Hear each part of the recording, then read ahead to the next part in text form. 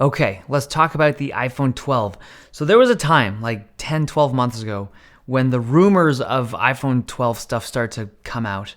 There were all these like wish lists and predictions as to what features would be coming out on the iPhone 12. And, there was really cool stuff. 120 hertz screens, smaller notches, new designs, new shapes, new sizes. But there was this one feature that was like, it was the thing that I was most hopeful for. It was the feature that I thought would change, like fundamentally change how I viewed iPhones. There was a rumor that the iPhone 12 would be using USB-C for universal charging. And people rejoiced everywhere. iPhone users were excited. Android users were excited. The unreleased iPhone 12 is excited. But I think the rumors were false. It does not look like we're getting USB-C charging on the iPhone 12. It looks like we're stuck with Lightning ports again. So I was sent a bunch of these kind of dummy units. I was sent 3 of these metal blanks or aluminum blanks. I'm not sure what material they're made of. They're definitely metal, but these are more for like technical accuracy. And I was also sent 3 of these plastic kind of aesthetically finished ones that are meant to represent the supposed look and feel of the finished iPhone 12. The accuracy of these things are debatable, right? These are all just based on rumors and leaked CAD files, but there's definitely a lot to take away from just these dummy models. So I just wanted to dig in on this one. So there's 3 sizes that I have here: the supposed iPhone 12, the iPhone 12 Pro, and lastly, the iPhone 12 Pro Max. They've been redesigned for this year. It has a familiar but distinctly new look. The first thing I want to talk about is the screen. We're looking at a 5.4-inch screen on the small one, 6.1-inch on the middle, and 6.7-inch on the big boy iPhone 12 Pro Max. Now, personally, I'm very drawn to the small iPhone 12. Like, this is, in my opinion, the perfect size for a phone. So just to put this into perspective of what this feels like or looks like in terms of size. So this is the old school SE. And I think for a lot of people, the old school SE was like the perfect size. Same size as the iPhone 5 and 5S. I really like this phone. And if you've seen my older videos, I have raved about the size and functionality of this phone for a very long time. The iPhone SE2, like the new one, this is the smallest iPhone that's available right now in the market in terms of like buying one new, but this is actually a bigger phone than the upcoming iPhone 12. Like, I really feel like the size of this small iPhone 12 is gonna be a hit. People are gonna love the size of this phone. Like, it's super one-handable. Like, you can see on the screen, you can stretch everywhere on this thing. You can hit all the corners without moving your hand too much. It's going to be an excellent size for a lot of people. Now, the other 2 phones, the iPhone 12 Pro and the iPhone 12 Pro Max, these are going to be the more premium phones, right? They're going to have a better camera system, probably better screens.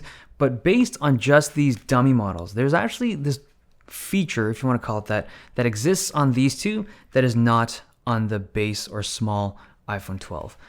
It's this weird cutout or shape that's on the left side of the phone, so the side that's on the volume rocker.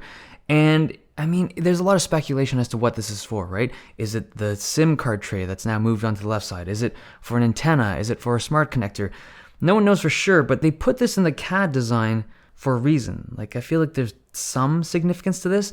If I had to guess what it was, like, and this is just like if I have to guess, I think it's for the antenna. I don't think it's for the smart connector. Like, there's some rumor saying that because the future iPhones are supposedly moving off of ports completely and they're just going to use some kind of magnetic connection for charging and data, that could be what it's for. But I feel like it's for some kind of 5G antenna. That's my guess. And that would explain why it's only in the premium models. Maybe. I don't know. But it's something different that the iPhone 12 does not have. Now, moving on to the displays. If you look at the notches of these things, they are the same size notch as the previous iPhone 11, let's say. It's the same size notch as any notched iPhone, but I don't think these notches are meant to be technically accurate in terms of their size. I think that when it comes to, again, case manufacturing, this notch, this cutout that they have to make for notches is not super important. That's more for like screen protectors and stuff. I think that this stuff can change. That being said, there have been rumors on both sides of the fence, but we'll have to wait until the launch to really confirm that. I want to talk about ProMotion, or like 120 hertz displays. This is something that basically every flagship phone is putting out nowadays, right? High refresh screens. Samsung, Pixel, OnePlus, they're all doing it. It is weird that Apple has held off for as long as they did. When I use the word weird, I should change that word. It's not weird, it's unfortunate. The reasoning, I think, and I think most people would agree with this, the reason why Apple hasn't switched over to high refresh screens is likely because of battery life. It's something that Apple's iPhones have been remarkably consistent about over the years, right? When they put out a phone, their phones have good battery life, especially considering how small the batteries are in these phones. So I think for Apple, in order to implement something like this, they need to make sure that the software and hardware can actually do it well. Like, it has to be able to not just have regular variable refresh rate. Like, they need to downclock that refresh rate to something really slow. So on their Apple Watch, the Apple Watch Series 5, I think, they can slow that screen into 1 hertz, like 1 frame per second. It's very slow, but they use it when it's a still image, right? And that would save battery life a lot.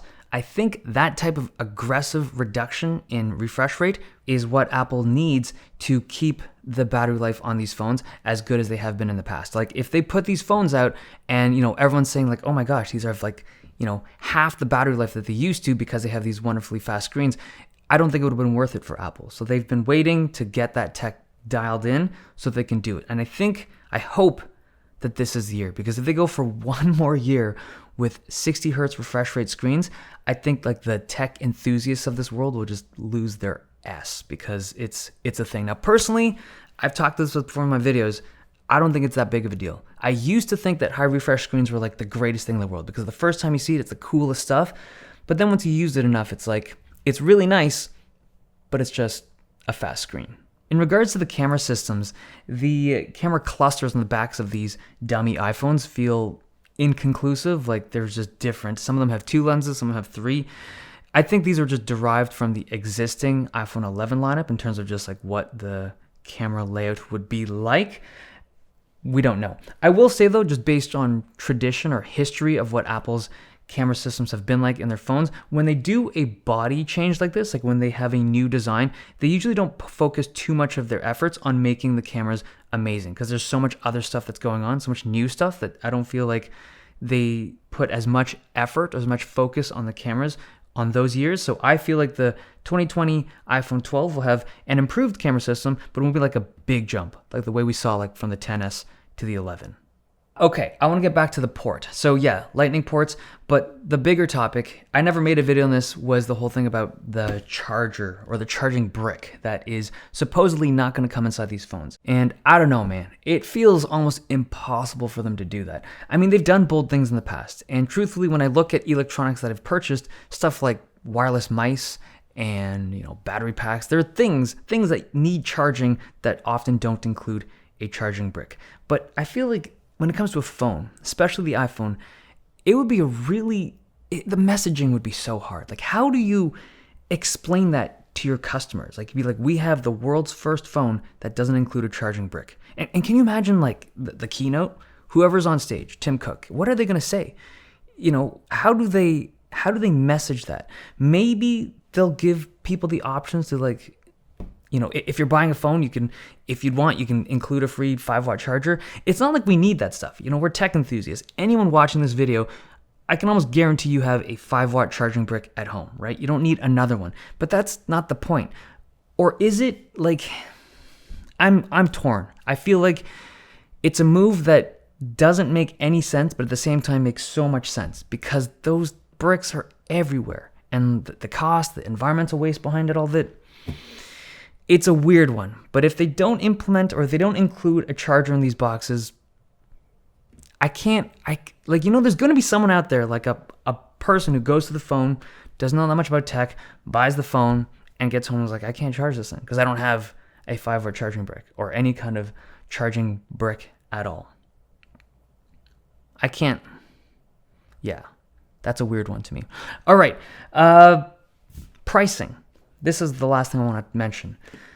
This one, the small one, is supposed to be coming in at $650. Again, this is rumored, right? The Pro and the Pro Max are supposed to come at regular pricing, $1,000 and $1,100 respectively. But this guy, the small one's supposed to come in at $650 US. That is super cool for them to introduce a new phone that looks like this with a notch and Face ID. And I think this will be a very popular phone. Now, I don't think that the iPhone 12, like the base model, will have ProMotion. I don't think that they will be able to put it into this chassis. It's not so much the price, right? It's the battery size. I don't think that a small battery like this would be able to support high refresh in the way that Apple would want to implement that tech, right? In order to do it, you just need a bigger battery. So like the 12 Pro Max could possibly do it. I don't think this guy could do it, which is unfortunate. But at the same time, an appropriate choice. Okay, so that's the iPhone 12 lineup, or at least the iPhone 12 dummy lineup. I think these are going to be pretty cool phones. What do you think? If you could choose a size right now, which one would it be? I would definitely go for the smallest one, like 100%. That's going to be my phone, unless there's some weird stuff that happens with it, but the small one. What about you? Okay, hope you guys enjoyed this video. Thumbs if you liked it, subs if you loved it. I'll see you guys next time.